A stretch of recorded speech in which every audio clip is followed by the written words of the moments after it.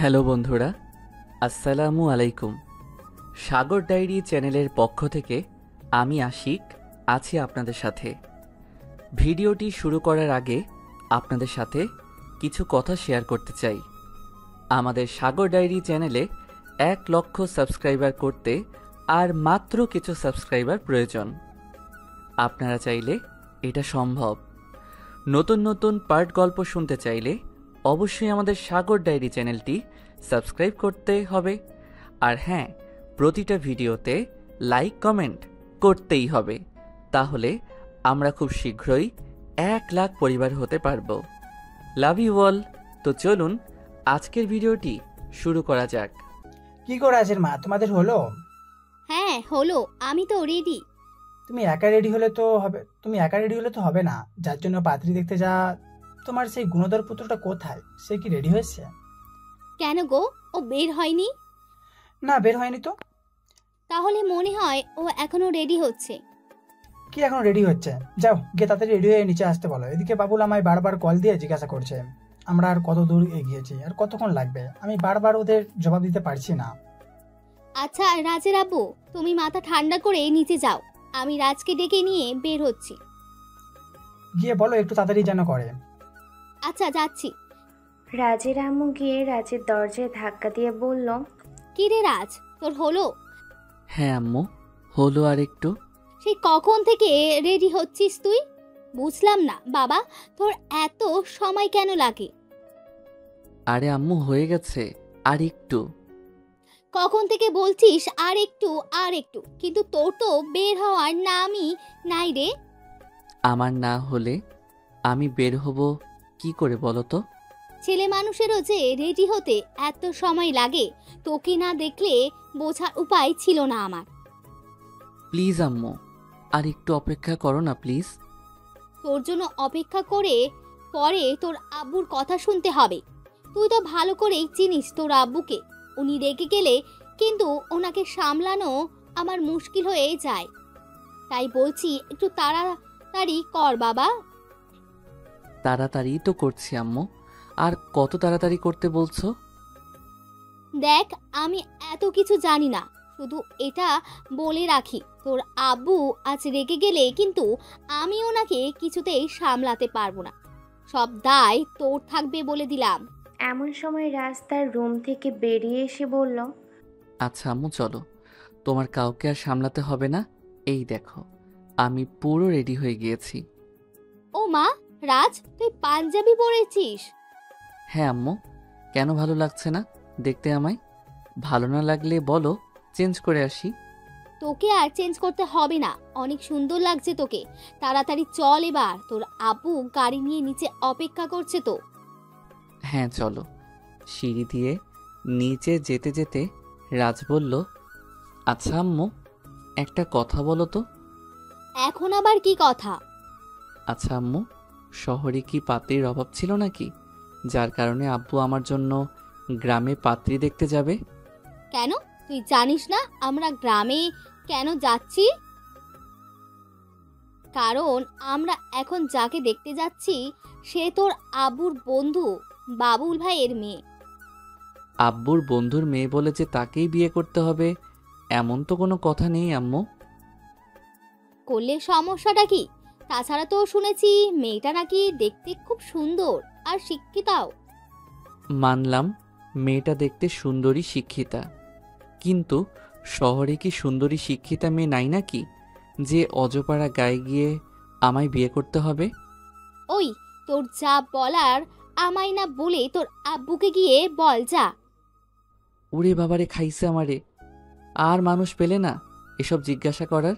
তুমি জানো না আমি ওই লোকটাকে জমের মতো ভয় পাই। তাহলে আমায় কেন বলছিস? যেই রাগ মানুষটার আমারও ভয় লাগে কোনো কিছু বলতে থাকে। তুমিও ভয় পাও? দেখ রাজ, হাসবি না বলে দিলাম। আচ্ছা আম্মু, বাদ দাও। তোমায় আব্বুকে কিছু জিজ্ঞাসা করতে হবে না, চলো যাই। হ্যাঁ চল। রাজ তার আম্মু আব্বুর সাথে এখন গাড়িতে করে গ্রামে যাচ্ছে জান্নাতিকে দেখতে। যেতে যেতে চলেন গল্পের নায়ক নায়িকার পরিচয়টা দিয়ে দেই। এতক্ষণ আপনারা নিশ্চয়ই বুঝে ফেলেছেন যে রাজই এই গল্পের নায়ক। হ্যাঁ, আপনাদের ধারণা ঠিক, ও নায়ক। রাজের পুরো নাম আরিয়ান আহমেদ রাজ, ডাকনাম রাজ। মা বাবার একমাত্র সন্তান সে। 2 বছর হলো অনার্স পাশ করে মনের সুখে ঘুরে বেড়াচ্ছে। অনার্স শেষ করার পর তার না পড়াশোনায় মন আছে আর না কোনো কাজে মন আসে। কি যে হলো তার, সারাদিন বন্ধুদের সাথে শুধু আড্ডাবাজি করে বেড়ায়। রাত দুপুরে ডিস্কোতে গিয়ে নাচানাচি হয়ে উঠল, শেষ রাতে মদ খেয়ে বাড়ি ফেরা। এসবই প্রতিদিনের রুটিন হয়ে গিয়েছে তার। ছেলের এসব কর্মকাণ্ডে রাজের আম্মু অবশ্য কিছু যায় ছেলের এসব কর্মকাণ্ডে রাজের আম্মুর অবশ্য কিছু যায় আসে, কারণ ওনার ধারণা শহরের ছেলেরা বিয়ের আগে এমন একটু আধটু করেই থাকে, এটা কোনো দোষের কিছু না। কিন্তু রাজের এমন কর্মকাণ্ডে তার আব্বু অতিষ্ঠ হয়ে উঠেছেন। অনেক চেষ্টা করে ছেলেকে কাজে মন দেওয়াতে পারছেন না তিনি। রাজের আব্বু মনে করেন রাজ হঠাৎ করে এমন হয়ে যাওয়ার পেছনে হয়তো কিছু বন্ধুই দায়ী। কারণ একটা কথা আছে না, সৎসঙ্গে স্বর্গবাস আর অসৎসঙ্গে সর্বনাশ। রাজের ক্ষেত্রেও হয়তো তাই হয়েছে। অসৎ কিছু বন্ধুর পাল্লায় পড়ে রাজ এমন হয়ে গিয়েছে। অনার্স পাশ করার পর বাবা বেশিরভাগ সময় ব্যবসায়িক কাজে শহরের বাইরে ছিলেন। ছেলের হঠাৎ এমন অধঃপতন হবে ভাবতেই পারেননি তিনি। বাড়িতে তেমন একটা আসতেও পারেননি, তাই শাসন করতে পারেননি। এদিকে একমাত্র সন্তান বলে আম্মু তেমন একটা কিছু বলেননি। শাসনের অভাবে তাদের ছেলেটা আজ এমন হয়ে গিয়েছে। তাই আব্বু ইচ্ছে করেই ছেলের বিয়ে গ্রামে দিতে চাচ্ছেন, যেন গ্রাম বউয়ের ভালোবাসাতে ছেলেটা আবার আগের মতো হয়ে যায়। যাকে দেখতে তারা গ্রামে যাচ্ছে তার নাম হচ্ছে জান্নাতি। জান্নাতি ইসলাম মৌ, ডাকনাম মৌ। মৌ এবার অনার্স পাশ করেছে। 1 ভাই 1 বোন। পরিবারে তারা 2 জন ছাড়াও আরও আছে মা, বাবা, চাচা, চাচি, চাচাতো 2 ভাই আর দাদি। যৌথ পরিবারে মানুষ মৌ। দেখতে সুন্দরী হলেও তার ভিতরে বিন্দু পরিমাণ অহংকার নাই। পরিবার পর্ব শেষ, এবার গল্পে ফিরে যাই।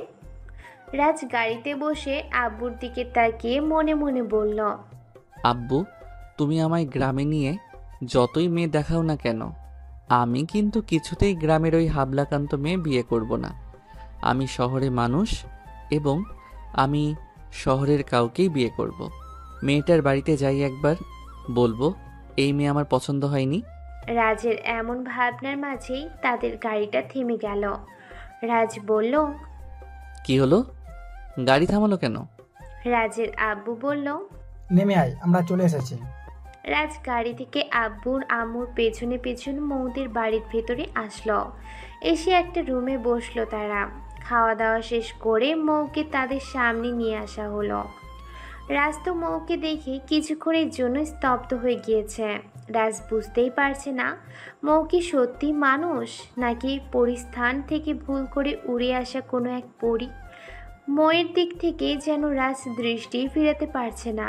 রাজ মনে মনে ভাবছে, একটা মেয়ে এত সুন্দর হয় কি করে, তাও আবার গ্রামে বসবাস করে।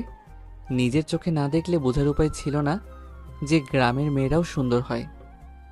রাজের এসব ভাবনার মাঝেই তার আব্বু আম্মুকে নিয়ে বাহিরে বেরিয়ে আসলো, যেন দুজন নিরালায় বসে কিছু সময় কথা বলতে পারে। আব্বু আম্মু কখন বাহিরে বেরিয়ে পড়েছে রাজের দিকে সেদিকেই কোনো খেয়ালই নেই। আব্বু আম্মু কখন বাহিরে বেরিয়ে পড়েছে রাজের সেদিকে কোনো খেয়ালই নেই। আব্বু আম্মু বাহিরে চলে যাওয়ার সুযোগে ময়ের চাচাতো বোন মিম দুষ্ট এক হাসি দিয়ে রাজের কানে কাছে এসে ফিসফিস করে বলল, এই যে মিস্টার, এভাবে আমার বোনের দিকে আর কতক্ষণ তাকিয়ে থাকবেন? কিছু তো বলেন। মিমের ডাকে রাজের হঠাৎ ঘোর কাটল। মিম হা হা করে হেসে উঠল। কি মশাই, পছন্দ হলো আমার বোনকে? রাজ কি উত্তর দিবে ভেবেই পাচ্ছে না, তাই রাজ বলল, না মানে বুঝেছি, আর মানে করতে হবে না। আমি গিয়ে সবাইকে বলছি পাত্রের মেয়ে পছন্দ হয়ে গিয়েছে, ঠিক আছে? এই মেয়ে, আমি কখন বললাম যে তোমার বোনকে আমার পছন্দ হয়েছে? বলতে হবে কেন? আমি নিজেই আপনার হাবভাব বুঝে নিয়েছি যে আমার বোনকে আপনার পছন্দ হয়েছে। না, আমার ওকে পছন্দ হয়নি। পছন্দ যদি না হয় তাহলে এতক্ষণ যাবৎ ওর দিকে এমন ডেপ ডেপ করে তাকিয়েছিলেন কেন? কই তখন তাকিয়েছিলাম আমি? ও মা, কি মৃত্যু করে বাবা! আমি নিজে দেখলাম কেমন হ্যাবলার মতো আমার বোনকে দেখছিল, আর এখন বলে তাকায়নি। আমি মোটেও হ্যাবলার মতো তাকাইনি।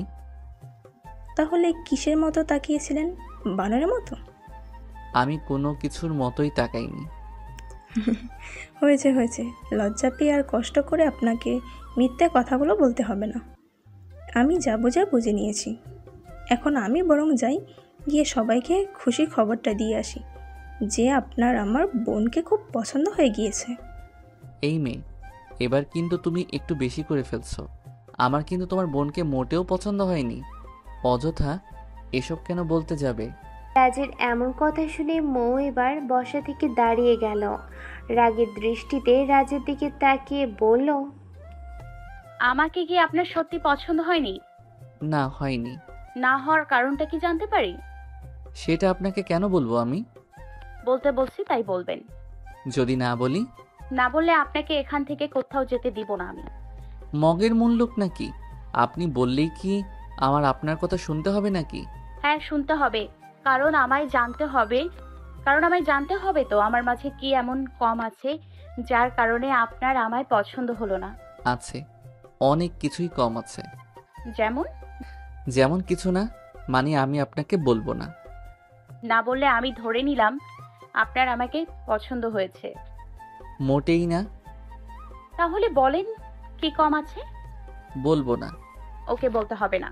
এখন আমি সবাইকে ডেকে নিয়ে এসে বলবো আপনার আমায় খুব পছন্দ হয়েছে এবং আপনি আজই আমায় বিয়ে করতে চান। কি সব আজে বাজে কথা বলছেন আপনি? মাথা কি ঠিক আছে আপনার? হ্যাঁ, পুরোপুরি ঠিক আছে এবং সুস্থ মস্তিষ্কেই কথাগুলো বলছি আপনাকে। আচ্ছা, আপনারা গ্রামের মেয়েরা বুঝি এইভাবেই শহরের ছেলেদের ফাঁসিয়ে বিয়ে করেন? মিস্টার, মুখ সামলে কথা বলেন। ফাঁসিয়ে বিয়ে করি মানে? মানে হচ্ছে এভাবে জোর জবরদস্তি করে টাকার জন্য জোর করে বিয়ে করেন। এই মিস্টার, শোনেন, আমরা গ্রামের মানুষেরা দরিদ্র হতে পারি, কিন্তু আপনাদের মতো লোভী নই। কি আমরা লোভী? তা নয় তো কি? ফালতু মেয়ে একটা। এই জন্যই আমার গ্রামের মেয়েদের সহ্য হয় না। আমি এই বাড়িতে আর এক মুহূর্ত থাকবো না, এক্ষুনি চলে যাব। এই দাঁড়ান, কোথায় যাচ্ছেন আপনি? আপনাকে এখান থেকে যেতে দেবে কে শুনি? দেখেন, ভালো হচ্ছে না কিন্তু। খারাপটা কি হয় সেটাই তো আমি দেখতে চাই। এই মিম যাতো, গিয়ে সবাইকে ডেকে নিয়ে আয়। আমরা দুজন আজ এখনই বিয়ে করব। হ্যাঁ আপু, যাচ্ছি। তারপর মিম গিয়ে সবাইকে নিয়ে আসলো। সবাই তো কথাটা শুনে মহা খুশি। তারা সকলেই বলল, তাহলে আজই বিয়ে হয়ে যাক, আর দেরি কেন? রাজ আব্বুকে ভীষণ ভয় পায়, তাই আম্মুকে বলল, আম্মু, একটু শোনো। কি শুনতাম এখন আবার? একটু শোনো না প্লিজ। দূর, তোকে নিয়ে আর পারি না আমি। এখন আমার শোনাশুনির এত সময় নাই। আমি গিয়ে বিয়ের ব্যবস্থা করি। যা বলার বিয়ে করে বউ নিয়ে গিয়ে বাড়িতে বলিস। দূর আম্মু, এই বিপদের সময় তোমায়ও পাশে পেলাম না আমি। এখন যে কি করি? মৌ পাশে বসে মিটিমিটি হাসছে। রাজ এদিকে রাগে জ্বলে যাচ্ছে আর মৌকে বলছে, জোর করে আমায় বিয়ে করছেন তো, আমিও এর শোধ কি করে নেই দেখবেন আপনি। মৌ বলল, আপনি আমার কচু করবেন। রাজ মনে মনে বলল, হেসে নেন, যত পারেন হেসে নেন আপনি। বিয়েটা হোক না, বাড়ি যাই আগে, তারপর আপনাকে বুঝাবো রাজ কি জিনিস। রাজ আর মৌকে এক রুমে বসিয়ে দিয়ে সকলে ব্যস্ত হয়ে পড়েছে বিয়ের জোগাড় করতে। এর মাঝে কাজী সাহেবও চলে আসছেন, একটু পর বিয়ে পড়ানো শুরু করবেন। সকলের উপস্থিতি দেখে কাজী সাহেব বিয়ে পড়ানো শুরু করে দিলেন। এক পর্যায়ে বিয়ে সম্পূর্ণ হলো। সকলের থেকে বিদায় নিয়ে রাজের পরিবার মৌকে শহরে নিয়ে চলে আসলো। রাজ বিয়ে করে যতটা না অবাক হয়েছে, বাড়ি ফিরে এর চেয়ে বেশি অবাক হয়েছে, কারণ রাজ বাড়িতে এসে যা দেখলো তা দেখার জন্য সে মোটেও প্রস্তুত ছিল না। কারণ রাজ বাড়িতে এসে রুমে গিয়ে দেখলো তার পুরো রুম ফুল দিয়ে খুব সুন্দর করে সাজানো হয়েছে। রুমের হঠাৎ এই অবস্থা দেখে রাজ কিছুটা ভূত দেখার মতো চমকে গেল। তারপর নিজেকে কিছুটা সামলিয়ে মনে মনে বলল, গ্রামে যাওয়ার আগে তো আমার ঘরে কোনো ফুলের অস্তিত্ব ছিল না, তাহলে হঠাৎ করে এই ঘরে ফুল আসলো কিভাবে? নিজেই রুম তো আজ নিজের চিনতে কষ্ট হচ্ছে আমার। আচ্ছা হঠাৎ করে কে করলো এসব? আম্মু আব্বু যে করেছে ধরে নিব তাও তো না, কারণ তারা তো সকাল থেকে আমার সাথেই ছিল। তাহলে কে করলো? ধুর, আমার মাথায় কিছু আসছে না। দেখি তো আম্মুকে ডেকে এই বিষয়ে আম্মু কিছু জানে কি না। যেই ভাবা সেই কাজ। আম্মু আম্মু বলে চিল্লাতে শুরু করে দিল। রাজের এমন চিল্লানির শব্দ শুনে আম্মু কিছুটা ভয় পেয়ে দৌড়ে তার রুমে আসলো। এসে বলল, কি রে, কি হয়েছে? আর এমনভাবে চিল্লাচ্ছিস বা কেন? আমার রুমে এসব কি?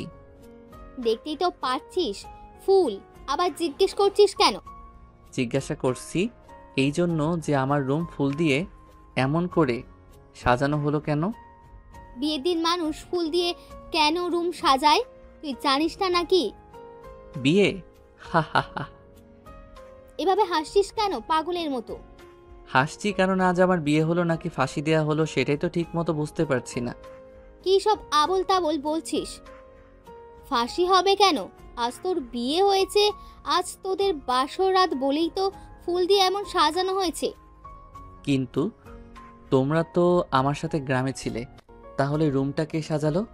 কে আবার সাজাবে? ফুলের দোকানের লোক এসে সাজিয়ে দিয়ে গেছে। বাড়ির চাবি তো আমাদের কাছে ছিল, তাহলে ওরা এসে কি করে রুম সাজালো? ওমা, কি করে আবার সাজাবে? তোর আব্বু তো গ্রামে যাওয়ার আগে ওদের সাথে কথা বলে বাড়ির চাবি দিয়ে সব ঠিক করে গেছে। তার মানে আমায় গ্রামে নিয়ে গিয়ে বিয়ে করানো, ফুল দিয়ে রুম সাজানো, সব প্ল্যান আগে থেকেই করা ছিল? হ্যাঁ, কেন? আমি কি বোকা এই বিষয়ে কিছুই জানতে পারলাম না? জানলে কি হতো? জানলে আমি কিছুতেই গ্রামে যেতে রাজি হতাম না। হ্যাঁ জানি তো, তাই জন্যই তো তোকে আগে থেকে কিছুই জানাইনি। তোমরা আমার আড়ালে এত বড় একটা গেম খেললে আর আমি কিছুই বুঝতে পারলাম না। বুঝলে তো তুই যেতে চাইতি না, তাই বাধ্য হয়েই এমন করেছি। গ্রামে আমার সাথে যা যা হলো, ওই মেয়েটা আমায় যা যা বলল, সব তাহলে তোমাদের প্ল্যান ছিল? হ্যাঁ, সব আমাদের প্ল্যান ছিল, আর মৌ সব আমাদের কথাতেই করেছে। কিন্তু আমার সাথে এমন করার কারণটা কি আম্মু? কারণটা আমি বলি। কারণটা হলো দিন দিন তোর যা অধপতন হচ্ছে, আমরা আর তোর উপর ভরসা রাখতে পারছি না। তুই আমাদের একমাত্র সন্তান, আমাদের দুজনেরই বয়স হয়ে যাচ্ছে। কই এই বয়সে তুই আমার ব্যবসার সব দায়িত্ব নিজের কাঁধে নিয়ে আমায় একটু অবসর দিবি? তা না করে বন্ধুদের সাথে আড্ডাবাজিতে মেতে উঠেছিস, রাত দুপুরে বাড়ি ফিরছিস। এভাবে চলতে থাকলে বেশি দিন লাগবে না তোর ধ্বংস হতে, তাই বাধ্য হয়ে তোর বিয়ে করে দিলাম, যেন বউয়ের ভালোবাসায় নিজেকে শুধরে নিস। কিন্তু আব্বু, তাই জন্য তো আমাদের শহরেও মতো মেয়ে ছিল। তুমি বিয়ের জন্য গ্রামে কেন গেলে?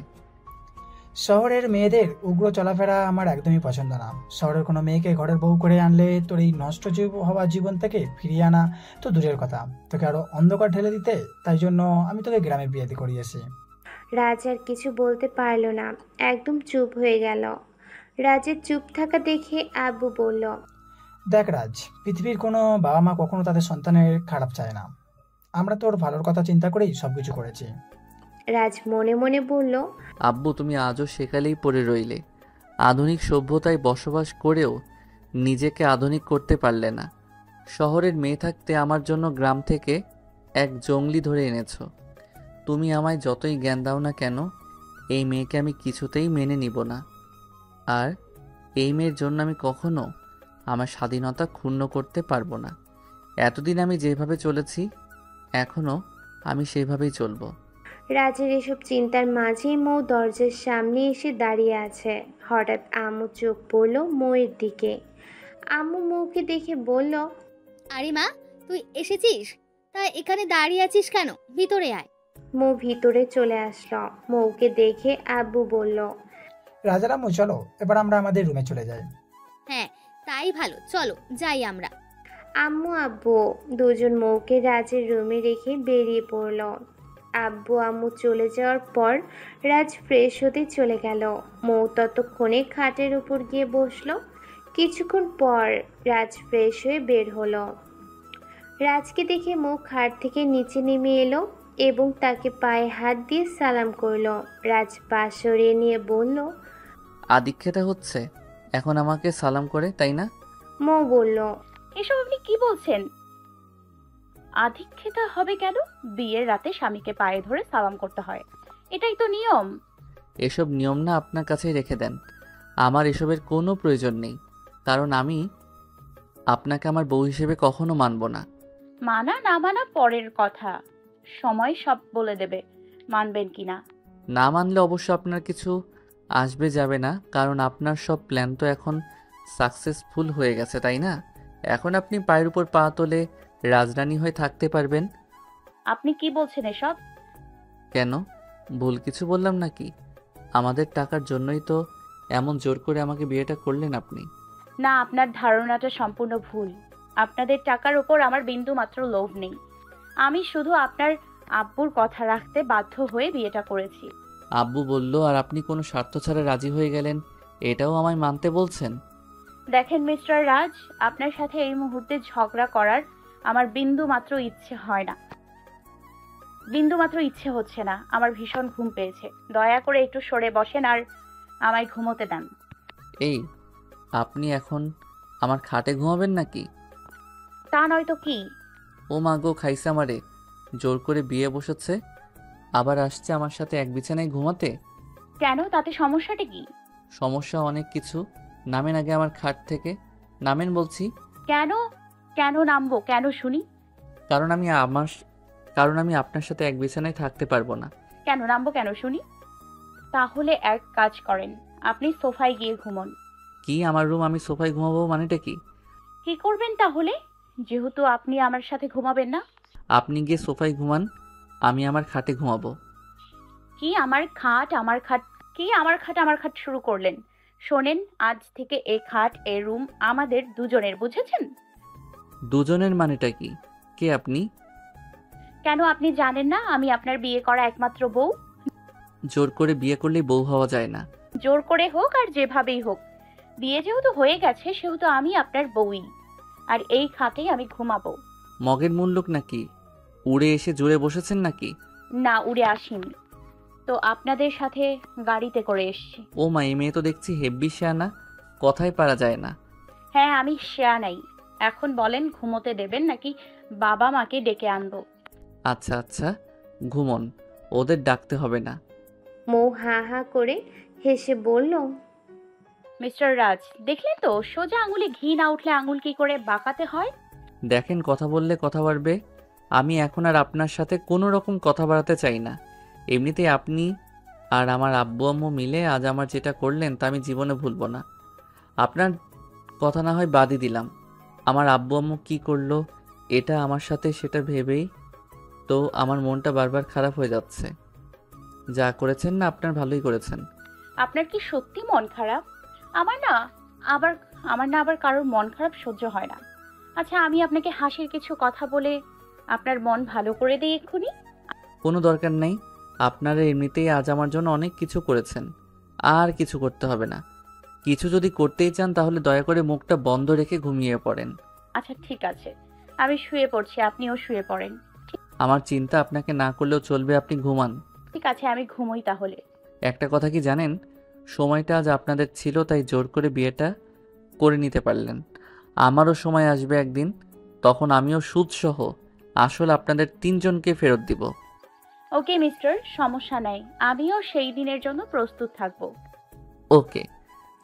মৌর কথা শেষ করে এক পাশ হয়ে শুয়ে পড়ল।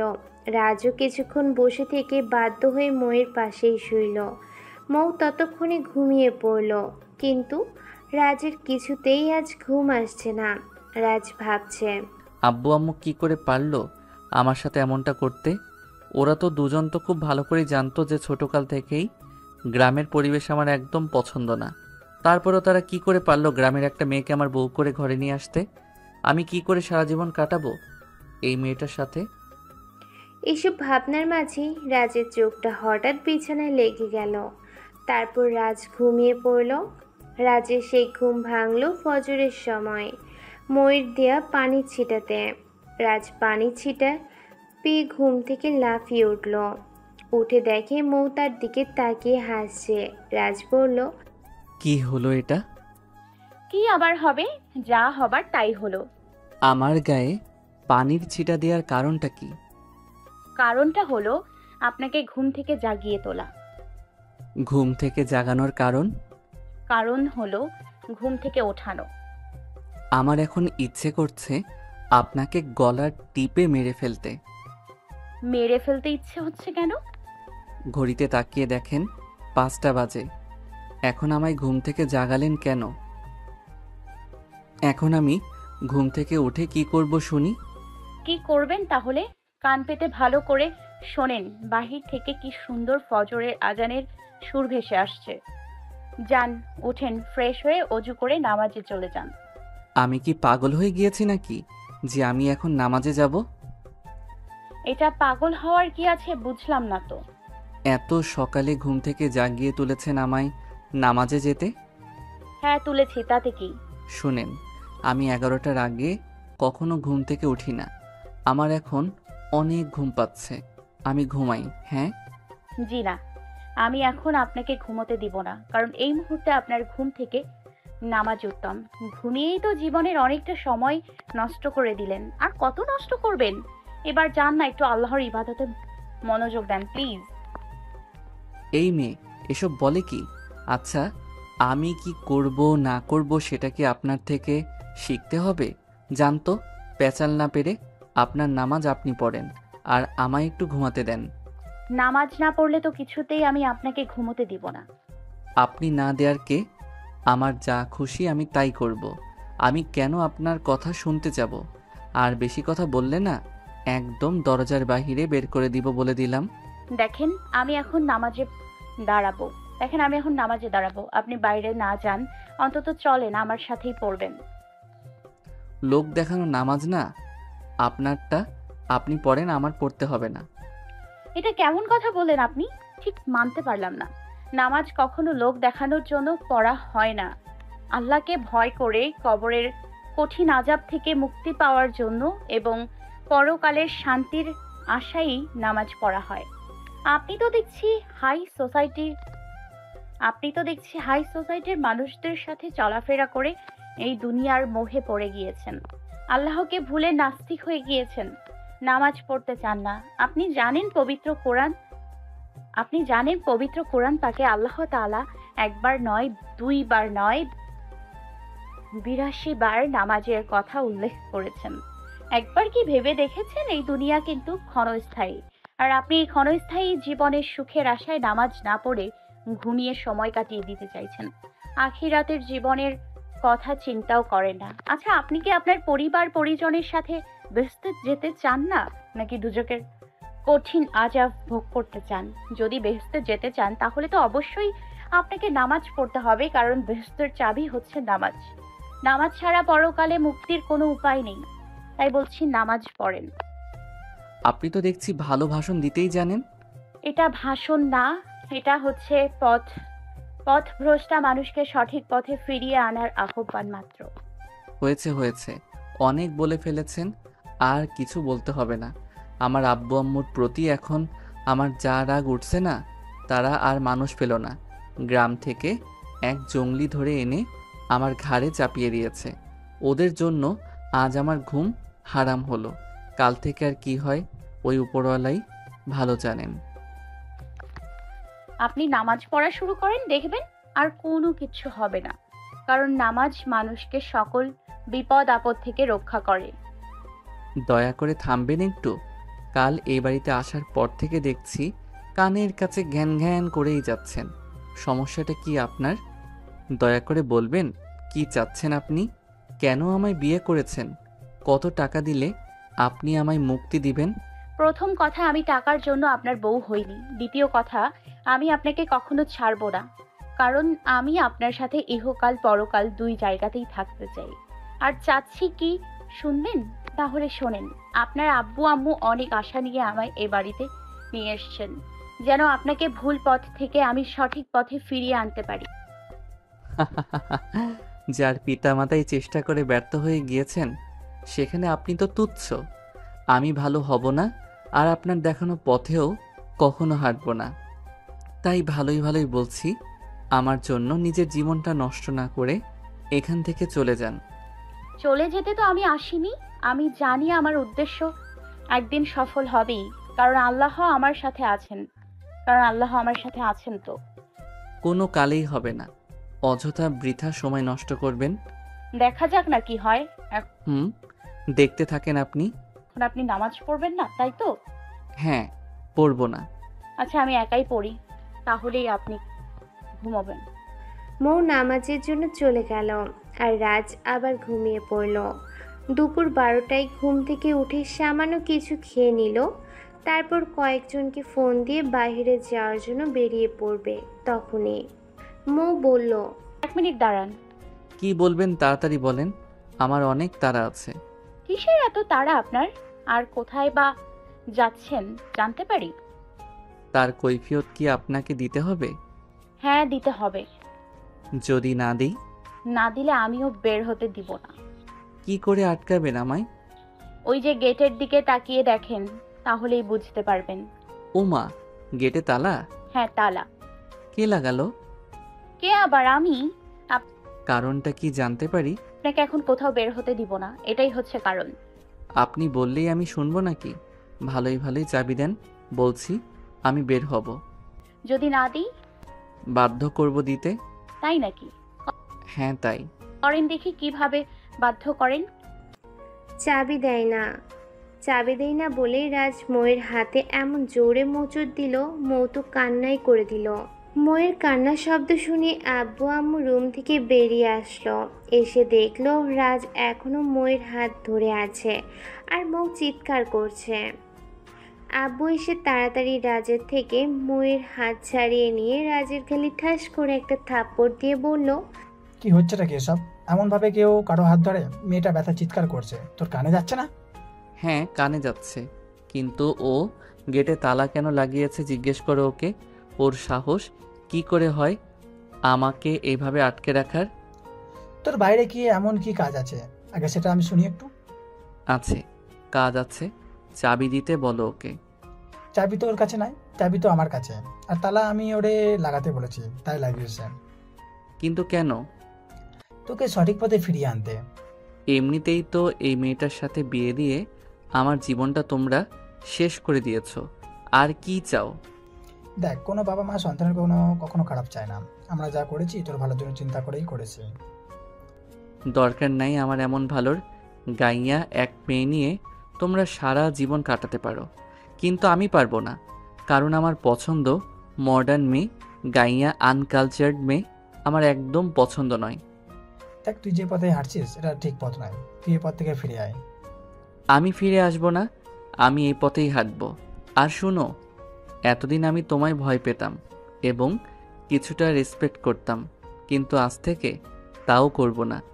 আমি আমার মতো করে চলবো, কারো কোনো কথা শুনবো না আজ থেকে। তাহলে আমার বিষয় সম্পত্তির কানাকড়িও তুই পাবি না, সব আমি বৌমার নামে লিখে দেবো। তোমার যা খুশি হয় করো, তাও আমি এই মেয়েকে মেনে নিব না।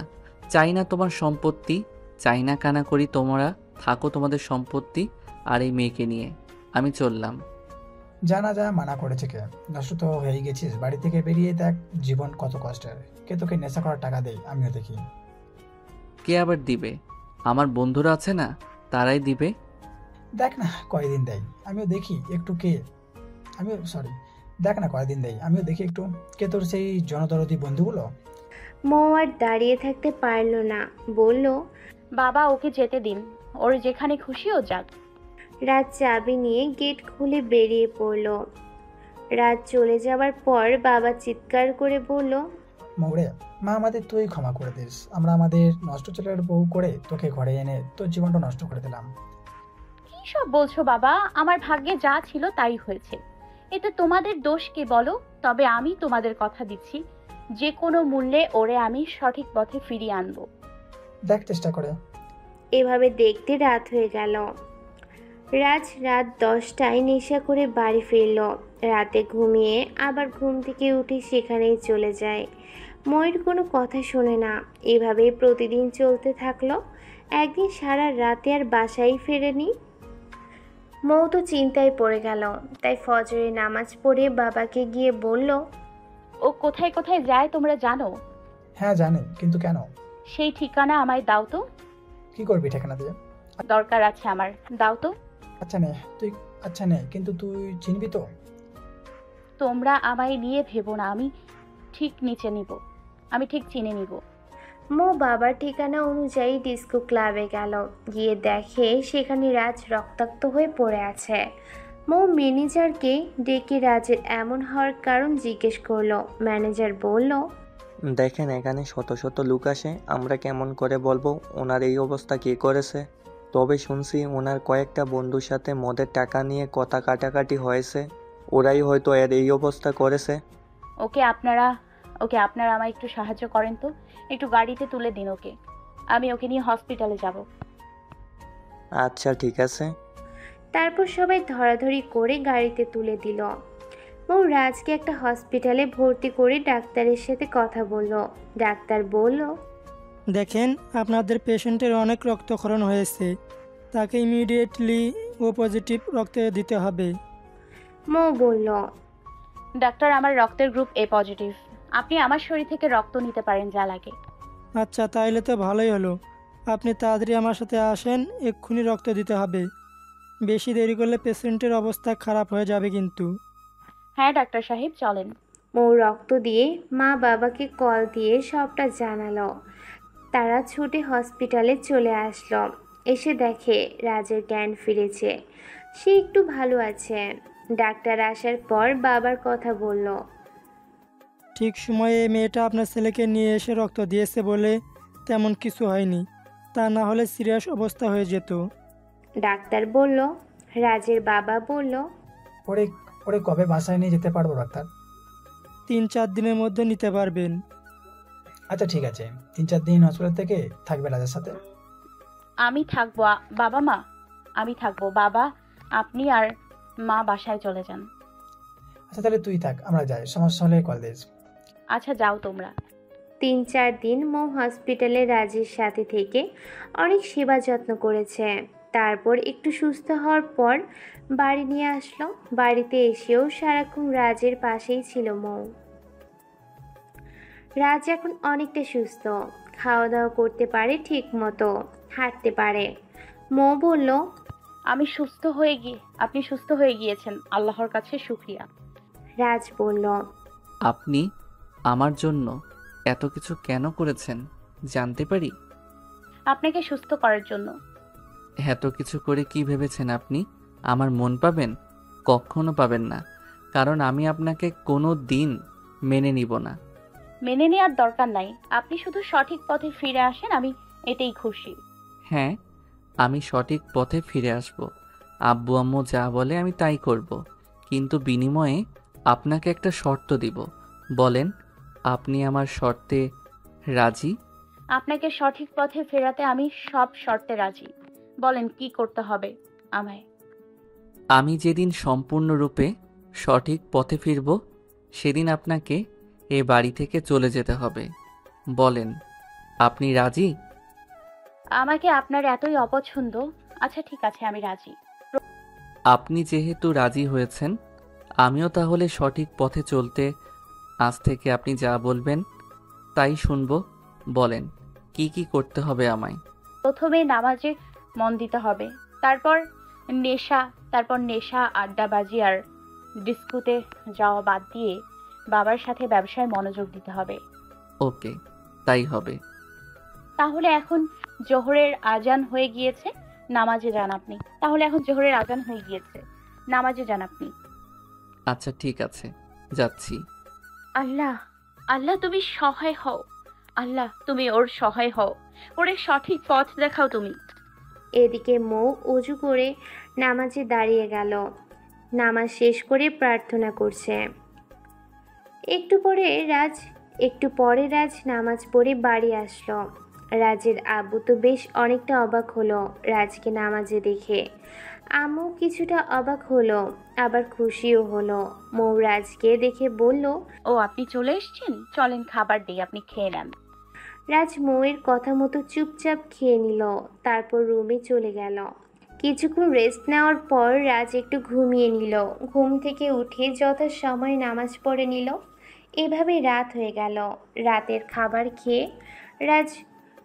খাবার খেয়ে রাজ রুমে গিয়ে বসে আছে। এমন সময় রাজের মোবাইলে একটা কল আসে। রিসিভ করে বলল, হ্যাঁ সজীব বল। কিরে রাজ, তুই কয়েকদিন যাব তো ডেঙ্গুতে আসিস না? কি হয়েছে তোর? কিছু হয়নি, এমনি যাচ্ছি না। আরে এখনই তো জীবনটা উপভোগ করার সময় রে। ঘরে বসে কি করিস তুই? চলে আয়, তোর ভাবিও আছে আজ আমার সাথে। জানিস ও এইসব বিষয়ে বেশ এনজয় করে, আমারও তাইও ভালো লাগে। একটা কথা কি জানিস রাজ, জীবনে মনের মতো একজন সঙ্গীর খুব প্রয়োজন। তুই ঠিকই বলেছিস সজীব। তাহলে দেরি না করে চলে আয়। হ্যাঁ আমি আসছি। এমন সময় মৌ রুমে এসে বলল, আপনি কি এখন কোথাও বের হবেন নাকি? হ্যাঁ। কোথায় যাবেন? ডিস্কোতে। আবার সেখানে কেন? আপনি তো আমায় কথা দিয়েছিলেন। দেখ, রাখেন আপনার কথা, জীবনটা এখন এনজয় করার সময়। এভাবে ঘরে বসে কাটিয়ে দিলে আমার চলবে না, আমাকে যেতেই হবে। দেখেন, বোঝার চেষ্টা করেন। আপনি যে সব করতে চাচ্ছেন এসব কোনো ভালো দিক নয়। আপনি এসবের কি বুঝবেন, ভালো কি মন্দ? যদি আমার মতো সেখানে যেতেন না তাহলে বুঝতেন জীবন কতটা আনন্দের। আমার এসবে গিয়ে জীবন উপভোগ করার কোনো প্রয়োজন নেই, কারণ আমি মনে করি নামাজের চেয়ে শান্তি পৃথিবীর অন্য কোথাও খুঁজে পাওয়া যায় না। তার প্রয়োজন হবে কেন? আপনি যে একটা গাইয়া, গাইয়ারা এসবের কি বুঝে? আমার বন্ধুরা কত এনজয় করে তাদের মডার্ন মনের মতো জীবন সঙ্গী পেয়ে, আর আমার জন্য আব্বু আম্মু যে কি এনে দিল। দেখেন, জন্ম মৃত্যু বিয়ে তিনটা জিনিস আমাদের হাতে নেই, আগে থেকে মহান আল্লাহ সব নির্ধারণ করে দেন। তাই বলছি, অন্যের বউ দেখে আফসোস করবেন না। আর একটা কথা মনে রাখবেন, ওরা যদি আপনার জীবনে কল্যাণ বয়ে আনতো তাহলে আল্লাহ তাদের মতো কারোর সাথেই আপনাকে মিলিয়ে দিত, আমার সাথে নয়। আর কি জানি বললেন, ওরা অনেক সুখী জীবন পার করছে। আপনি ভালো করে খোঁজ নিয়ে দেখেন, ডিস্কুতে তাদের সকলে যতই হ্যাপি কাপল মনে করুক না কেন, রিয়েল লাইফে তারা সুখী নয়। একটা না একটা অশান্তি তাদের পরিবারের লেগেই আছে। এর কারণ কি জানেন? কারণ তারা পাপাচারে লিপ্ত হয়ে আল্লাহকে ভুলে যাচ্ছে, তাই তাদের ওপর থেকে আল্লাহর রহমত জিনিসটা উঠে যাচ্ছে। এখনো সময় আছে, আপনি এ পথ থেকে সরে আসেন, তা না হলে ধ্বংস হতে বেশি সময় লাগবে না। এই আপনার এসব ভাষণ বন্ধ করেন তো, আপনি দেখছি আমার মাথাটা পুরো নষ্ট করে দিবেন। সরেন, আমায় যেতে দেন। না, আমি আপনাকে কোথাও যেতে দিব না এখন। আমার সামনে থেকে সরেন বলছি। না, আমি আর আপনাকে ভুল পথে পা বাড়াতে দিব না। সরবেন না তো? ওকে। বলে রাজ মৌকে জোরে এক ধাক্কা দিল। রাজের ধাক্কায় মৌ গিয়ে দেয়ালের সাথে ভারী খেল। সাথে সাথে কপাল ফেটে রক্ত গড়িয়ে পড়ছে। রাজ মৌয়ের এই অবস্থা দেখেও না দেখার ভান করে চলে গেল। আর মৌ এদিকে অজ্ঞান হয়ে পড়ে আছে। একটু পর শাশুড়ি মা রুমে এসে দেখলো মৌ অজ্ঞান হয়ে পড়ে আছে আর কপাল দিয়ে রক্ত পড়ছে। রাজও রুমে নেই। তিনি মৌকে এই অবস্থায় দেখে ঠিক থাকতে পারল না, চিৎকার দিয়ে উঠল। বাবা চিৎকারের শব্দ পেয়ে রুমে চলে আসলো। এসে মৌয়ের এই অবস্থা দেখে তাড়াতাড়ি তাকে হাসপাতালে নিয়ে গেল। ডাক্তার মৌয়ের প্রথমে জ্ঞান ফিরালো, তারপর কপালে সেলাই করে দিল আর কিছু ওষুধ লিখে দিয়ে বলল, ইচ্ছে করলে আপনার রোগীকে আজই বাসায় নিয়ে যেতে পারবেন, সমস্যা নেই। মা বাবা মৌকে জিজ্ঞেস করে বাসায় নিয়ে আসলো। মৌ বলল, বাবা, এই ঘটনা আমার বাড়িতে জানানোর দরকার নাই, অযথা তারা টেনশন করবে। কিন্তু মা। কোনো কিন্তু নয়। তবে যাই বলিস, এই জন্য রাজকে ছেড়ে কথা বলবো না। বাবা আজ রাজের উপর ভীষণ রেগে গেল। বাবা আজ রাজের ওপর ভীষণ রেগে গেল আর আবারও বলল, ওর এত বড় সাহস হয় কি করে যে ও তোর গায়ে হাত তোলে? আজ আসুক বাড়িতে। এমন সময় রাজ বাড়িতে আসলো। আব্বু বলল, এই নে লাট সাহেব, এই যে লাট সাহেব, দাঁড়ান এখানে। রাজ দাঁড়িয়ে গেল। রাজের বাবা বলল, তুই তো দেখছি দিনে দিনে নেশা করে ভালোই অমানুষ হয়ে গেছিস। দেখছে মেয়েটার কি অবস্থা করেছে, 7টা সেলাই লেগেছে ওর কপালে। রাজ মৌয়ের দিকে একবার তাকালো। তার আব্বু বলল, কে বলেছে ওরে আমার বউ করে আনতে? কেউ বলেনি, আমরাই নিয়ে এসেছিলাম। আর কি করেছিলাম সেটাও ভালো করে বুঝতে পারছি। কুলাঙ্গার কোথাকার, তুই থাক তোর মতো করে। আমি আমার ব্যবস্থা, বিষয় সম্পত্তি সব বৌমাকে লিখে দিয়ে তোর মাকে নিয়ে কিছুদিনের মধ্যে হজে চলে যাব। রাজ আর কিছু বলল না, রুমে চলে গেল। মৌ একটু পর রুমে গিয়ে শুয়ে পড়ল। রাজ মৌকে দেখে বলল, এখন তো আপনার 16 কলা পূর্ণ হতে চলেছে, এবার আপনি খুশি তো? মৌ বলল, মানে কিসের 16 কলা? কেন শুনেননি? আব্বু সব আপনাকে লিখে দিবে বলল। আপনি তো এটাই চেয়েছিলেন তাই না? এবার আপনি পুরো ঘরের রাজত্ব পেয়ে যাবেন। দেখেন, আমি এখানে রাজত্ব করতে আসিনি, এসেছিলাম এক অসহায় বাবার আর্তনাদ শুনে তাদের ছেলেকে সঠিক পথে সন্ধান দিতে। আর ন্যাকামি করতে হবে না। আমি আজ খুব ভালো করেই বুঝতে পারছি আমি নেশা করি কেন আপনি এই বিয়েতে রাজি হয়েছেন। কারণ আমার আব্বুর কারিগরি টাকা আছে বলে। ছেলে নেশা করার সুযোগে আব্বুকে দিয়ে ফুসলিয়ে ফাসলিয়ে সব সম্পত্তি নিজের করে পাবেন বলে বিয়েটা করেছেন তাই না?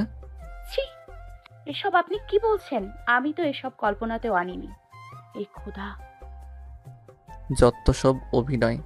এই জন্য আমার গ্রামের মেয়েদের পছন্দ না। মৌ আর কথা বাড়ালো না। কিছুক্ষণ চুপ থেকে ঘুমিয়ে পড়ল। রাজও ঘুমিয়ে পড়ল। মাঝরাতে মৌয়ের কান্নার শব্দে রাজের হঠাৎ ঘুমটা ভেঙে যায়। রাজ চোখ মিলে তাকিয়ে দেখে মৌ জায়নামাজে বসে কান্না করছে আর বলছে, এই খোদা, আর কেউ জানুক বা না জানুক, তুমি তো জানো আমি কোনো সম্পত্তির আশায় এই বিয়েটা করিনি। এই বিয়েটা আমি করেছিলাম শুধুমাত্র আমার শ্বশুরের অনুরোধ রাখতে। স্বামীকেই যদি আপন করে না পাই, এসব সম্পত্তি দিয়ে আমি কি করব? চাই না আমি কিছু। তুমি শুধু আমার স্বামীকে সঠিক পথে চলার তৌফিক দান করো, ওরে তুমি হেদায়েত দান করো, আর আমি কিচ্ছু চাই না। রাজের আর ঘুম হলো না। কি ভেবে যেন ঘুম থেকে উঠে নামাজে চলে গেল। মৌ রাজের নামাজে যাওয়া দেখে অবাক হয়ে গেল। কারণ যে ছেলে 11টার আগে ঘুম থেকে ওঠে না, সেই ছেলে আজ কী করে এত সকালে উঠে ফজরের নামাজে চলে গেল। যাক, মৌ এই দৃশ্য দেখে বলল, আলহামদুলিল্লাহ। মৌ নামাজ শেষ করে শ্বশুর শাশুড়িকে নামাজের জন্য ডেকে তুলল। শাশুড়ি মা ঘুম থেকে উঠে বলল, কি রে মা, তোর কপালে কি অবস্থা? এখন ব্যথা করে? না মা, আমি আল্লাহর রহমতে ঠিক আছি। তোমরা দুজন নামাজ পড়ে নাও কেমন? আচ্ছা ঠিক আছে। আর একটা কথা বলার আছে তোমাদের। হ্যাঁ বল, কি বলবি? তোমাদের ছেলে তো আজ ঘুম থেকে উঠে নিজের ইচ্ছেতে ফজরের নামাজে চলে গিয়েছে। ও মা, তাই নাকি? হ্যাঁ মা, তাই। সকাল সকাল এমন একটা খবর শুনে খুব ভালো লাগলো, কিন্তু ওর এই মনটা নামাজের প্রতি কতক্ষণ থাকে সেটাই দেখার বিষয় রে মা। ইনশাআল্লাহ থাকবে। তুমি দেখো মা, আল্লাহর ওপর ভরসা আছে তো আমাদের। যাও যাও, নামাজ পড়ে নাও, লেট হয়ে যাবে। হ্যাঁ যাচ্ছি। শাশুড়িকে নামাজ পড়তে দিয়ে মৌ এদিকে রান্না বসিয়ে দিল। শাশুড়ি মার নামাজ শেষ করে এসে বলল, কি রে মা, তোর শরীরটা এমনিতেই ভালো নেই, তুই আবার কেন সকাল সকাল কাজ করতে নেমে এলি? যা তুই একটু ঘুমিয়ে নে, আমি এই দিকটা আজ সামলে নিচ্ছি। না মা, তোমার কিছু করতে হবে না, আমি ঠিক আছি আর আমি সবটা করে নিচ্ছি। আর কি জানি বললে, আমি আর একটু ঘুমিয়ে নিতাম। আমার এখন আর ঘুম আসবে না বললো, কারণ ছোটকাল থেকে ভোরে ওঠার অভ্যাস আমার। তাছাড়া ঘুম ভেঙে গেলে আমার আর ঘুম আসে না। তাই বলে এই শরীরে তুই কাজ করবি? দূর, কি যে বলো, কিছু হবে না আমার। তুমি দূরে যাও তো। কি আর করা, বউয়ের কথার কাছে শাশুড়ি মা হেরে গেলেন। তাই রুমে চলে গেলেন। কিছুক্ষণ পর মৌ রান্না শেষ করে সবাইকে খেতে ডাকলেন। রাজও এসে খেয়ে নিল। রাজ আজ যথাসময়ে কেউ কিছু বলার আগে আগে ওয়াক্ত মতো নামাজে চলে গেল। মা বাবা খুব খুশি হলেন এটা দেখে। সেই দিনের পর থেকে রাজ নিয়মিতই নামাজে যেতে থাকেন। এখন প্রয়োজন ছাড়া বাড়ির বাইরেও তেমন একটা বের হয় না।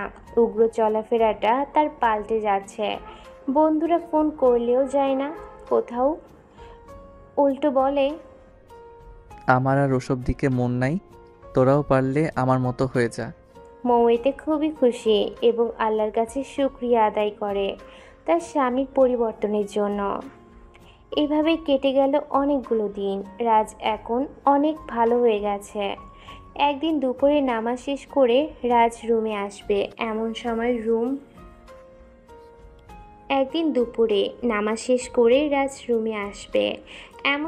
মৌ রুম থেকে বের হবে। দুজনে হঠাৎ ধাক্কা লেগে গেল। মৌ বলল, এই রে, কি হলো এটা? আমি আসলে আপনাকে দেখতে পাইনি, সরি। রাজ একটা হাসি দিয়ে বলল, আচ্ছা ঠিক আছে, সমস্যা নাই। মৌ হাসতে হাসতে রুম থেকে বেরিয়ে গেল। রাজ রুমে বসে আছে এমন সময় আম্মু এসে বলল, কিরে বসে আছিস, খাবি না? হ্যাঁ আম্মু যাও, আমি আসছি। রাজ খেয়ে আবার রুমে চলে আসলো। কিছুক্ষণ পর আব্বু আম্মু আর মৌয়ের হাসির শব্দে রুম থেকে বেরিয়ে এলো। এসে দেখে তারা তিনজনে বসে কি সুন্দর গল্প করছে আর হাসাহাসি করছে। রাজের এই ব্যাপারটা দেখে ভালো লাগলো, তাই তাদের কাছে এগিয়ে গেল। আম্মু বলল, আরে রাজ, তুই আয়, বস এখানে। রাজ এসে বসে সবার সাথে গল্পে যোগ দিল। সবার সাথে কিছুক্ষণ কথা বলে মনটা ফ্রেশ লাগছে রাজের আজ। মৌ বলল, সবাই দেখছি আজ একসাথে, ভালোই হলো। অনেকদিন পর মনে হয় সবাই একসাথে হলাম আমরা, তাই না? রাজ বলল। হ্যাঁ ঠিক তাই। এর মাঝে আম্মু বলল, মৌ, একটা কাজ করো তো মা। হ্যাঁ মা, বলো কি বলতে হবে। ওই যে টেবিলে ফল রাখা আছে, যা ফলগুলো একটু কেটে নিয়ে আয়, কথা বলতে বলতে খাওয়া যাবে। হ্যাঁ মা, আমি যাচ্ছি। হ্যাঁ সাবধানে কাটিস, দেখিস আবার হাত যেন না লাগে। মা, তুমি চিন্তা করো না, কিছু হবে না আমার। মৌ ফল কাটছে আর বসে রাজের কথা ভাবছে। কিছুদিন আগেও রাজ কি ছিল আর এখন কি হলো। সত্যি মানুষ চেষ্টা করলে সবই পারে, যদি তার উদ্দেশ্য সৎ। তার এসব ভাবনার মাঝে কখন হাত কেটে ফেলেছে খেয়ালই করেনি। শাশুড়ি মা এসে যখন বলল, কিরে মৌ, তোর আঙুল কেটে তো রক্ত পড়ছে, সাবধানে কাটবি তো পাগলি। মৌ হাতের দিকে তাকিয়ে বলল, ও মা, হাত কখন কাটলো খেয়াল করিনি তো। বাবা আর রাজ কাছাকাছি ছিল। ওদের কথা শব্দ শুনে ছুটে আসলো। তাকিয়ে দেখে অনেকটাই কেটে গিয়েছে তার। রাজ ছুটে এসে মৌয়ের আঙ্গুলটা টান দিয়ে নিয়ে তার মুখে ঢুকিয়ে দিল আর বলল, সাবধানে কাজ করবেন তো, একটু দেখলেন তো কি হলো। মৌয়ের কষ্টের মাঝেও কেমন একটা আনন্দ হচ্ছে রাজের এমন ব্যবহারে। মা গিয়ে মেডিসিন বক্স নিয়ে আসলো এতক্ষণে। তারপর রাজ মৌয়ের আঙ্গুল ব্যান্ডেজ করে দিয়ে বলল, যান এখন গিয়ে একটু রেস্ট করেন, আর এরপর থেকে সাবধানে দেখে শুনে কাজ করবেন। রাজের এসব কাণ্ড দেখে মা বাবা দুজনকে ইশারা করে হাসলো। তারপর রুমে চলে আসলো। দেখতে দেখতে রাত হয়ে গেল। রাতে সবাই একসাথে খেতে বসলো, কিন্তু খেতে পারছে না, কারণ তার ডান হাতের আঙ্গুল কেটে গিয়েছে। মৌ তারপরও চেষ্টা করছে, কিন্তু পারছে না।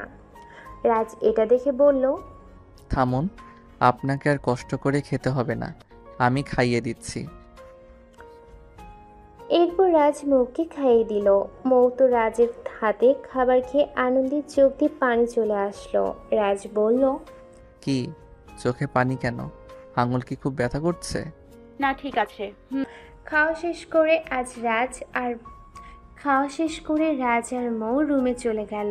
বাবা মাকে বলল, খেয়াল করেছো রাজের আম্মু, আমাদের ছেলেটা কিন্তু আস্তে আস্তে বৌমার প্রতি মায়া তৈরি করছে।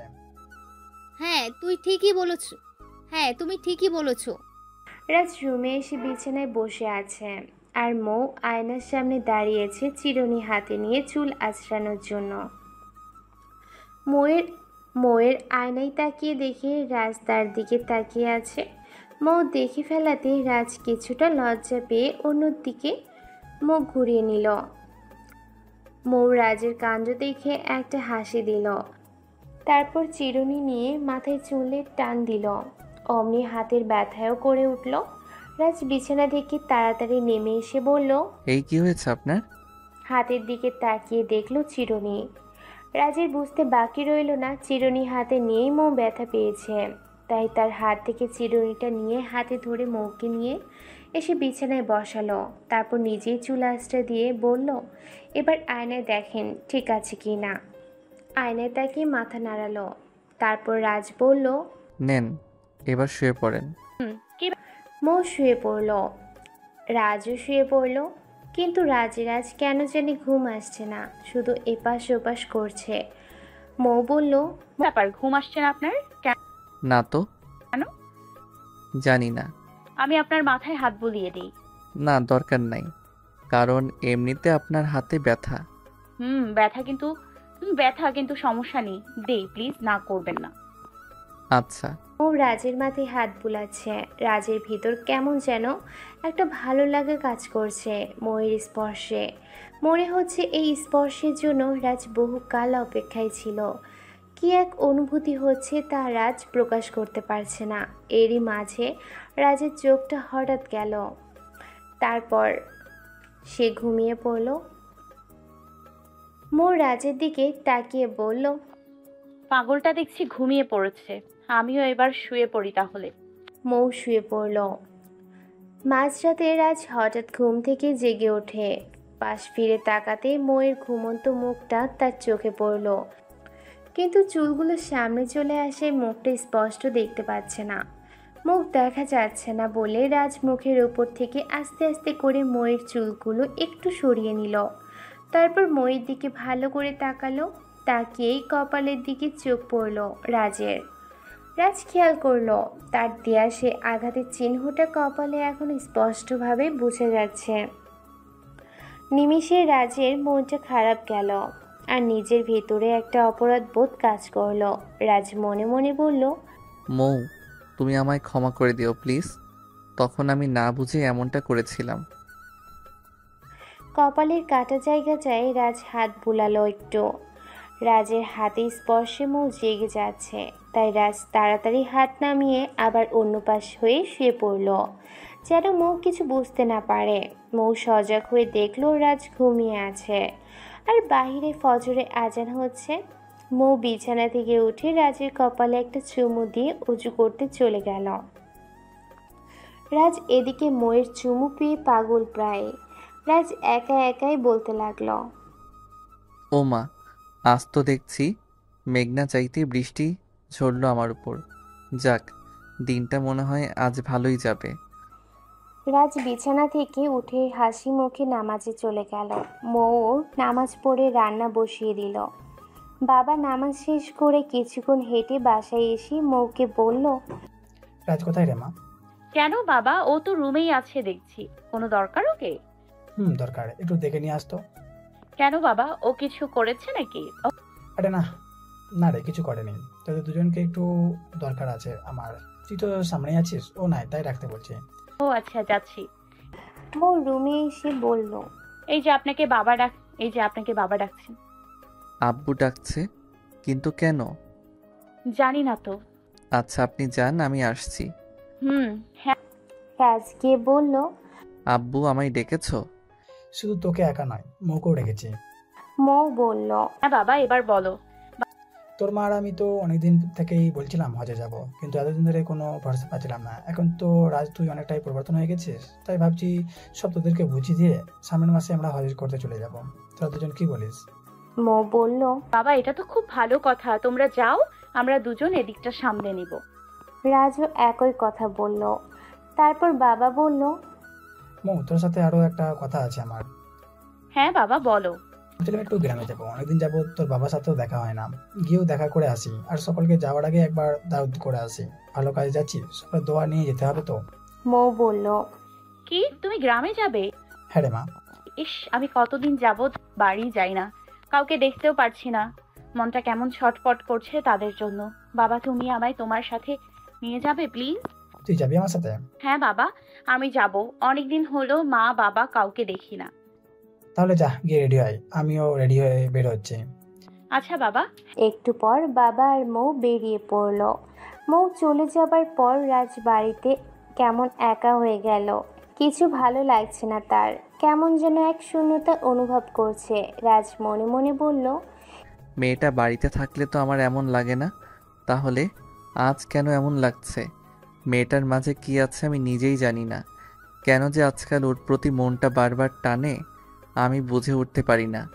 কখন যে ও আসবে বাড়িতে আর কখন যে ওকে দেখতে পাবো কে জানে। সকালে ওর চুমুকে ভাবছিলাম দিনটা হয়তো আজ ভালোই যাবে। ধুর, কিসের আর ভালো গেল। এভাবেই মৌয়ের জন্য ছটপট করেই রাজের সারাদিন চলে গেল। সন্ধ্যার সময় মৌ আর বাবা বাসায় ফিরল। বাসায় ফিরে মৌ নিজের রুমে না গিয়ে মায়ের রুমে চলে গেল। বাড়ি থেকে তাদের সকলের জন্য খাবার পাঠিয়েছে, সেগুলো মাকে দিল। আর বাড়ির অনেক গল্প করলো মায়ের সাথে। গল্প করতে করতে রাত হয়ে গেল। ঘড়িতে তাকিয়ে মা বলল, কি রে, রাতের খাবারের যে সময় হয়ে গিয়েছে, খাবি না? চল খেয়ে নি। হ্যাঁ মা, যাচ্ছি। মৌ রাজকে গিয়ে বলল, এই যে মা আপনাকে খাবার খেতে ডাকছে। রাজ মনে মনে বলল, কোন সন্ধ্যায় বাড়ি ফিরেছে আর মহারানী এতক্ষণের সময় হলো এই রুমে আসার? খাবো না খাবার আজ। মৌ রাজের দিকে তাকিয়ে দেখে রাজ এখনো বিছানায়, তাই কাছে গিয়ে বলল, কি ব্যাপার, খাবার খাবেন না? চলেন। না, খাবো না। কিন্তু কেন? এমনি। এমনি আবার কেউ না খায় নাকি? জানি না। খিদে নাই নাকি? ও মা, এভাবে কথা বলছেন কেন? কারো উপর রাগ করেছেন নাকি? করলেই বা কার কি? যদি বলি কারোর অনেক কিছু। অনেক কিছু না ছাই। রাগটা যে আমার উপর করেছেন ভালো করেই বুঝতে পারছি। দয়া করে বলবেন কেন রাগ করেছেন? আপনি সন্ধ্যায় বাড়ি ফিরে এই রুমে আসলেন না কেন?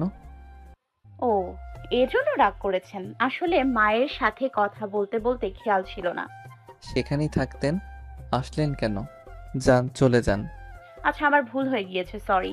এই যে দেখেন, কানে ধরলাম, এবার তো খেতে চলেন। আচ্ছা ঠিক আছে, আর কানে ধরতে হবে না, এবার খেতে চলেন। চলেন। খেয়ে এসে দুজন ঘুমিয়ে পড়ল। রাজ আবার মাঝরাতে উঠে মৌকে দেখছে, মনে মনে বলছে, এই মেয়েটার মাঝে এমন কি আছে যে আমায় এতটা পরিবর্তন করে দিল? আজ তো নিজেকেই নিজে চিনতে পারছি না আমি কি ছিলাম আর আজ কি হয়ে গেলাম। যাকে একদিন গাইয়া বলে অবজ্ঞা করতাম আজ যেন তাকেই আমার কাছে বেশি ভালো লাগে। আসলে এই মেয়েটার দিকে যতই তাকাই ততই যেন তার মায়ায় পড়ে যাচ্ছি। জানি না কি আছে তার মাঝে, হয়তো আমি ওকে একটু একটু করে ভালোবেসে ফেলছি। দেখো কি সুন্দর করে ঘুমিয়ে আছে। ইস, কি সুন্দর লাগছে দেখতে তাকে। ঘুমালে যে কাউকে এতটা সুন্দর লাগে আগে জানা ছিল না। বড্ড মায়াবী আর পবিত্র লাগছে তাকে। অবশ্য তাকে পবিত্র লাগারই কথা, কারণ ও সবসময় আল্লাহর কাজে নিজেকে মগ্ন রাখে। শুনেছি যারা সবসময় আল্লাহর কাজে মগ্ন থাকে তাদের মুখের উপর এমনিতে একটা নুরানি ভাব চলে আসে, যার গুণে তাদের দেখতে এত সুন্দর লাগে। তবে যাই বলি, আমি ওর কাছে চির কৃতজ্ঞ যে ও আমায় অন্ধকার পথ থেকে ফিরিয়ে আলোর সন্ধান করে দিয়েছে। তা না হলে আমি একদিন সত্যি সত্যি অন্ধকারে তলিয়ে যেতাম। শুকরিয়া মহান আল্লাহর কাছে ও তার কাছে যে আমায় সঠিক পথ দেখিয়েছে। বাইরে আজান হচ্ছে, রাজের সেদিকে কোনো খেয়ালই নেই। সে মৌকে দেখছে তো দেখছেই। এভাবে লুকিয়ে দেখার মাঝে মৌয়ের ঘুমটা ভেঙে গেল। মৌ চোখ মেলে তাকিয়ে দেখে রাজ অবাক হয়ে তার দিকে তাকিয়ে আছে। মৌয়ের চোখে চোখ পড়তেই রাজ চোখটা নিচের দিকে নামিয়ে নিল। রাজ যতই চোখ নিচে নামিয়ে নেয় না কেন, মৌয়ের বুঝতে বাকি রইল না যে রাজ তাকে ঘুমন্ত অবস্থায় লুকিয়ে লুকিয়ে দেখছিল। মৌ বিছানা থেকে উঠে পড়ল নামাজের জন্য। একটা হাসি দিয়ে অজু করতে চলে গেল। যেতে যেতে বলল, লুকিয়ে লুকিয়ে তো অনেক দেখা হলো, এবার নামাজে যান মশাই। ময়ের কথাতে রাজু হেসে দিল, তারপর নামাজে চলে গেল। রাজ নামাজ শেষ করে রুমে যাবে, এমন সময় বাবা বলল, রাজ একটু এদিকে আয় তো। হ্যাঁ আব্বু, আসছি, বলো। কিছুদিন পর তো আমরা চলে যাব, তার আগে তো তোকে সবকিছু বুঝিয়ে দিয়ে যেতে হবে, তাই না? হ্যাঁ আব্বু, তুমি যে কয়দিন বাড়িতে আছো একটু একটু করে আমায় বুঝিয়ে দিও, তাহলেই আমি আস্তে আস্তে সবটা বুঝে নিতে পারবো। ঠিকই বলেছিস। এখন বলো কি করতে হবে আমায়। দেখ রাজ, প্রথমে তোকে একটা কথা বলি, শোন। যে কোনো ব্যবসার মূলধন হচ্ছে সততা। যাই করিস সবসময় ইমান ঠিক রেখে করবি, তাহলে দেখবি সব কাজে সফলতা পাবি। অসৎভাবে বেশি টাকা উপার্জন করে হারাম খাবার খাওয়াচ্ছে, সৎভাবে ব্যবসা করে কম খেয়ে বেঁচে থাকা উত্তম। আচ্ছা, আমি চেষ্টা করব সবটা তোমার মতো করে করতে। এখন চল, তোকে আজ সবকিছু বুঝিয়ে দেই, আর কখন কি করতে হবে সময় সময়ে তোকে আমি সব বলে দেবো, ঠিক আছে? আচ্ছা। এইভাবে একটু একটু করে কিছুদিনের আজ সবটা বুঝে নিল। দেখতে দেখতে আব্বু আম্মুর হজে চলে যাওয়ার দিনও ঘনিয়ে আসলো।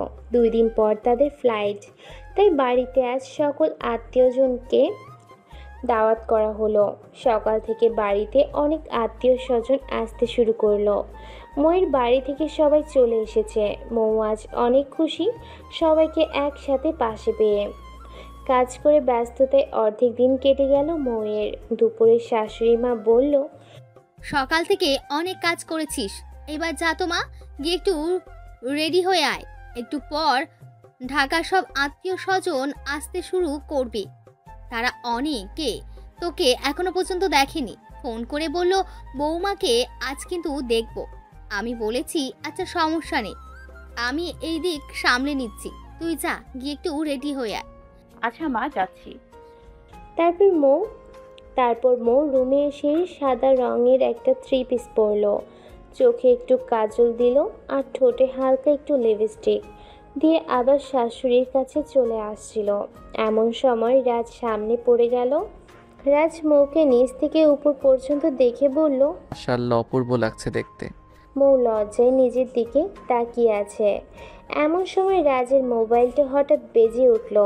রাজ কলটা রিসিভ করার সুযোগে মৌ দৌড়ে পালালো রুম থেকে। রাজ কল রিসিভ করে বলল, তুই আর কল দেওয়ার সময় পেলি না বন্ধু? আচ্ছা সমস্যা নেই, বল এখন কেমন আছিস? ওপাশ থেকে কান্নার শব্দ ভেসে আসলো আর বলল, বন্ধু, আমি ভালো নেই। কেন, তোর কি হয়েছে সজীব? আর কাঁদছিসই বা কেন এভাবে? বন্ধু, আমার সব শেষ হয়ে গেছে। আমি অনেক বড় ভুল করে ফেলেছি।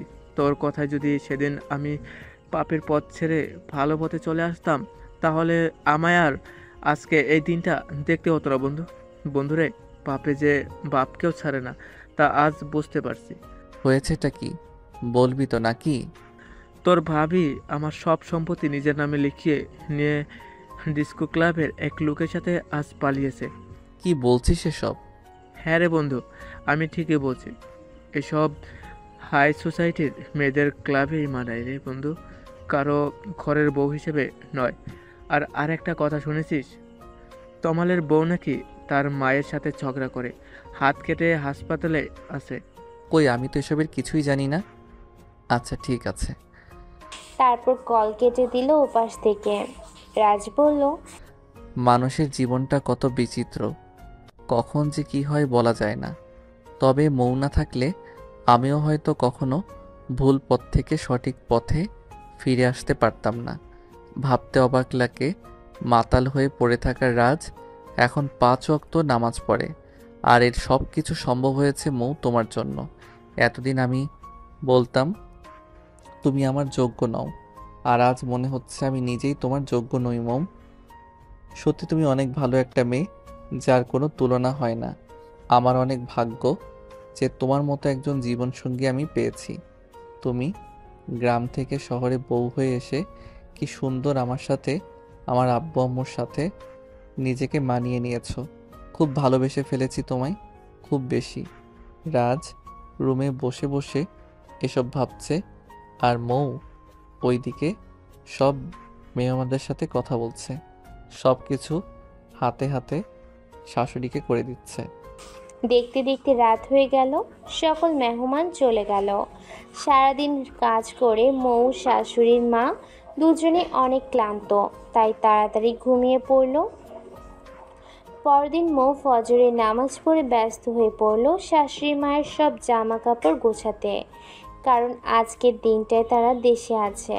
সকাল হলেই মা বাবা বেরিয়ে পড়বেন। সব কিছু গুছিয়ে দিয়ে বলল, মা দেখো সব কি ঠিক আছে কিনা। মা বলল, হ্যাঁ মা, সব তো ঠিক আছে। বাবারগুলো একবার দেখে নাও ঠিকমতো নিয়েছে কিনা। তোর বাবার গুলো আরো 4-5 দিন আগেই গোছানো হয়ে গিয়েছে। তাহলে তো ভালোই। আর শোনো, আজ সারাদিন তোমার আর বাবার কোনো কাজ নাই, শুধু নামাজ পড়বে, খাবে আর ঘুমাবে তোমরা, বুঝছো? বুঝেছি। তোর কথা না শুনে উপায় আছে নাকি আমাদের? মনে থাকে যেন। ময়ের কথা মতোই সারাদিন কেটে গেল। তারপর রাতে খেয়ে মা বাবা তাড়াতাড়ি শুয়ে পড়ল, কারণ সকালে উঠে রেডি হয়ে বের হতে হবে। রাত শেষ হয়ে ভোর হয়ে গেল। মা বাবা উঠে নামাজ পড়ে খেয়ে রেডি হয়ে নিল। রাজ আর মৌ মা বাবাকে এয়ারপোর্টে গিয়ে দিয়ে আসলো। পরদিন মা বাবা কল দিয়ে জানালো তারা ঠিকমতো পৌঁছে গিয়েছে। মৌ খবরটা শুনে বলল, আলহামদুলিল্লাহ, আর কোনো টেনশন নেই। রাজ এদিকে রেডি হচ্ছে বাইরে যাওয়ার জন্য। মৌ বলল, আপনি আবার এখন কোথায় আছেন শুনি? ওমা, আব্বু যে দায়িত্বগুলো দিয়ে গিয়েছে সেগুলো পালন করতে হবে তো নাকি? ও হ্যাঁ, তাই তো। আপনাকে আমার কিছু বলার আছে। হ্যাঁ বলেন। এখন না, বাসায় এসে তারপর বলবো। বিকেলে রাজ বাসায় চলে আসলো। রাজ বাসায় আসার সাথে সাথে মৌ বলল, আপনি চলে এসেছেন, ভালোই হলো। এই নেন, এখানে সকল কিছুর চাবি রাখা আছে, আপনি সবকিছু এবার বুঝে নেন। আমি বুঝে নিব মানে? আপনি এইভাবে ব্যাগ ট্যাগ গুছিয়ে কোথায় যাচ্ছেন? ওমা, আমার তো এবার চলে যাবার পালা। আপনার মনে নাই আপনাকে কথা দিয়েছিলাম যেদিন আপনি সঠিক পথে ফিরে এসে ব্যবসার সকল দায়িত্ব বুঝে নেবেন সেদিন আমি আপনার জীবন থেকে চলে যাব। আজ তো কথা রাখার সময় এসছে, তাই চলে যাচ্ছি। ভালো থাকবেন, আমি গেলাম। যে মৌ চলে আসবে অমনি রাজ তার হাতটা ধরে ফেললো। তারপর বলল, সকালে যে বললাম তোমার সাথে কথা আছে, কি কথা আছে সেটা না শুনেই চলে যাবে? কি আর বলবেন, চলে যেতেই হয়তো বলবেন। না, সেসব কিছুই না। আচ্ছা মৌ, তুমি তো চলে যাচ্ছ, একটাবার ভেবে দেখেছো কি তুমি চলে গেলে আমার কি হবে? কি আর হবে, আপনার মনের মতো দেখে শহরের কাউকে খুঁজে নেবেন। আমার শহর যে আজ তোমার গ্রামের শিক্ষার কাছে হেরে গেছে মৌ। আমি আজ যা কিছু হয়েছি সব তো তোমারই জন্য। তুমি চলে গেলে আমি কি করে, কাকে নিয়ে থাকবো বলতে পারো? এই রাজ্যে আর আগের রাজ নেই, অনেক পাল্টে গেছে। এই রাজ্যে তার মৌকে খুব ভালোবেসে ফেলেছে। তাকে ছাড়া সে কি করে, কেমন করে বাঁচবে বলতে পারো? রাজ, তুমি? হ্যাঁ মৌ, আমি তোমায় খুব ভালোবেসে ফেলেছি। তোমায় ছাড়া আমি একটা মুহূর্ত কল্পনা করতে পারি না। তুমি চলে গেলে যে আমি মরেই যাব। মৌ রাজের মুখ ধরে বলল, না রাজ, এমন কথা বলতে নেই। তোমায় ছেড়ে চলে গিয়ে আমি কি ভালো থাকতে পারবো? তাহলে কেন চলে যাচ্ছিলে? আমি তো যে তোমায় কথা দিয়েছিলাম চলে যাব, তাই। সে কথা আমি ফিরিয়ে নিচ্ছি। তোমায় কোথাও যেতে হবে না। বলো, আমায় ছাড়া কোথাও যাবে না তুমি? বলো যাবে না? কোথায় বা যাব? আমি তো এই মানুষটার মাঝে আটকা পড়ে গেছি, খুব ভালোবেসে ফেলেছি তাকে। সত্যি? রাজ মৌকে এক টান দিয়ে বুকে টেনে নিল, কপালে চুমু দিয়ে বুকে জড়িয়ে নিল। মৌ ও রাজকে শক্ত করে জড়িয়ে ধরল। এরপর দুজন দুজনকে ভালোবাসা দিয়ে চির আপন করে নিল। এমন ভালোবাসাগুলো যেন পৃথিবীর বুকে অনন্তকাল বেঁচে থাকে, সে প্রত্যাশাই করি। আসসালামু আলাইকুম। সমাপ্ত। সবাই ভালো থাকবেন। আল্লাহ হাফেজ।